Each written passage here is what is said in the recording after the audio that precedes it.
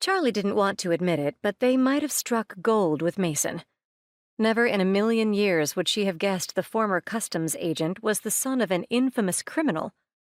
Jensen Decker's reputation was far-reaching. Hell, she'd studied 2 of his trials while in law school. He was the sort of criminal that Hollywood producers made movies about. Counterfeiter, master forger, smuggler, the ultimate con man. Not to mention, good-looking and charming to a fault.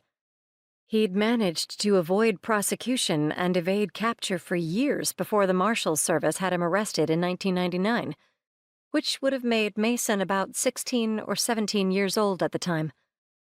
What on earth had prompted him to leave the trail his dad had forged, to strike out on his own? A twinge of jealousy tugged at Charlie's chest. She'd barely veered off her own father's path. More to the point, she'd walked safely beside it. The unwavering confidence in Mason's tone was the boost that Charlie needed to see this through. It was a dangerous game they were about to play. One that could easily cost Mason his future in law enforcement, if not his life, if Egan found out what they were up to. Hell, maybe he already knew. A wave of anxiety crested, and Charlie forced the worry away. You said Egan probably already knows we're watching him. Are you worried that he'll assume you're working for someone from the get-go? Mason hiked an unconcerned shoulder. How was it possible for someone to look so nonchalant and so menacing at the same time? I'm going to let him assume that I'm working with the government, Mason said. There's no reason for him to think that I've left CBP, and I'll let him think that I can help him get his product through customs without detection. Charlie rolled her bottom lip between her teeth. A double agent?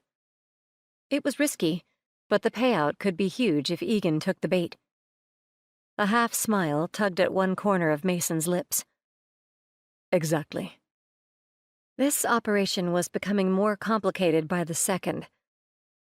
That wasn't the plan the task force had in place for an undercover marshal, Charlie replied. Technically, Mason stressed yet again, I'm only a temporary marshal, and I'm changing the plan. Heat rose to Charlie's cheeks.